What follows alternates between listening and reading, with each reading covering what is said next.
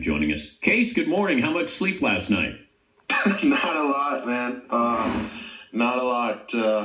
Woke up early and couldn't go back to sleep, man. I'm still got a lot of people I need to call back and text back, but man, it's still sinking in. How many text messages after the game?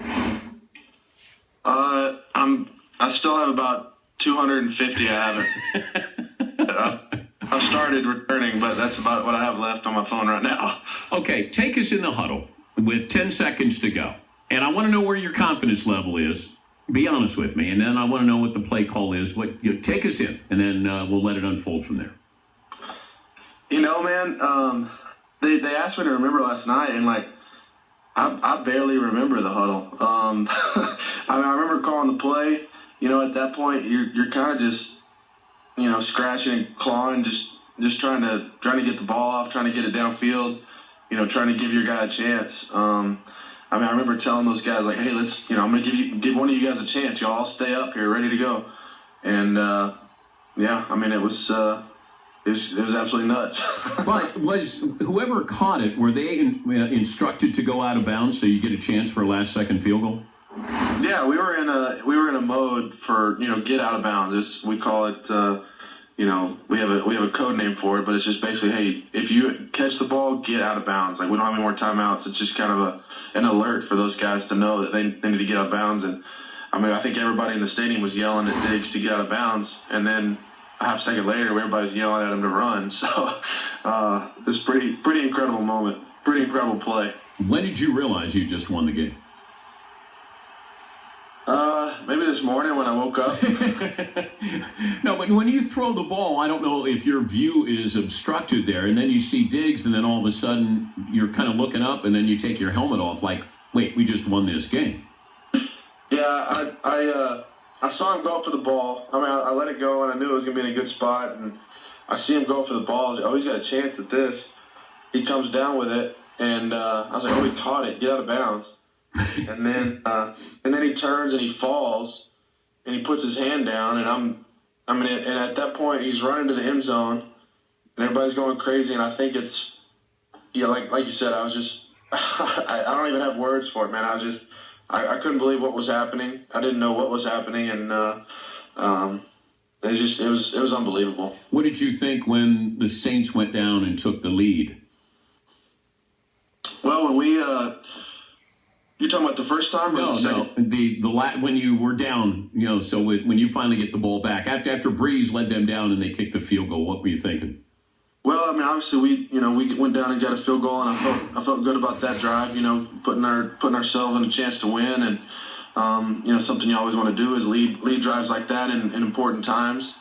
But with Drew Brees having the ball back, I've got a lot of confidence in our defense. But he made some huge plays, and it was tough to watch, because he's just so clutch there, and making that field goal, it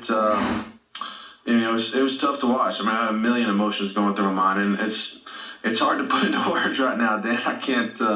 It's still all sinking in. But you're watching this game, and Joe Buck made a great call. He said, I think that both teams have this scenario the way they want it, with the ball with Drew Brees and the Vikings defense out there. And then all of a sudden, they get the field goal, they take the lead, and all of a sudden I'm looking at, I don't know if you've seen the video of you on the sidelines, you're nervous as can be when Brees has the ball. Oh my God, that's the last guy you want out there with the ball in a situation. And then all of a sudden you realize, I got to go back out there and try to make something happen in 10 seconds.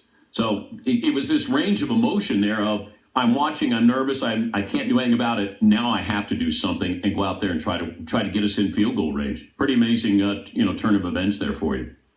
Yeah, it was. It was a roller coaster. To go out there and get the drive, get our field goal, to go up, obviously was, that was awesome. And then, when they're driving, I'm, kind of, praying, hey, one-time defense, all we need is one more time. And then they get the 3rd and 3, I think, on in field goal range.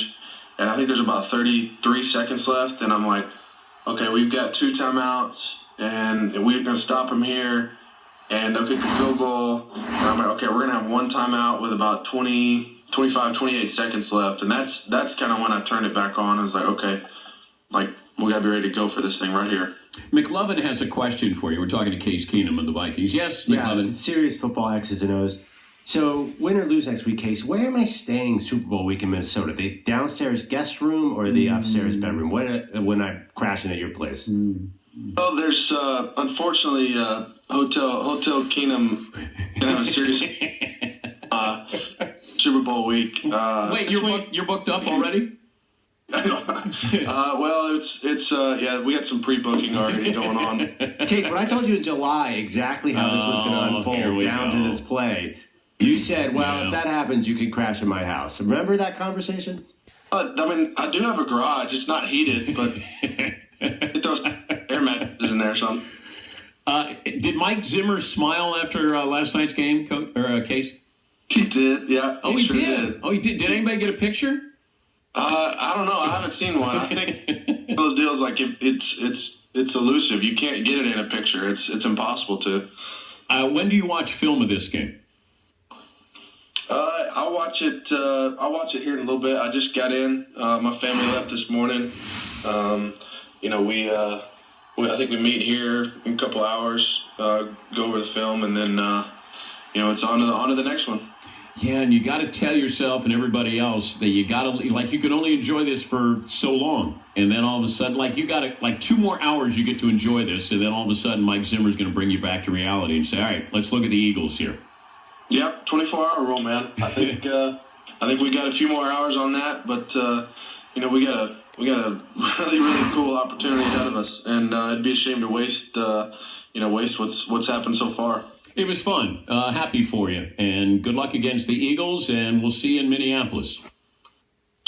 Thanks, Dan. Appreciate it, man. See you in Minneapolis, McLovin. There you go. Case Keenum. Yeah, all of a sudden, McLovin, new quarterback boyfriend. He was very specific that I'm not staying at his house. I don't know if he knew we were joking there. I'm not sure.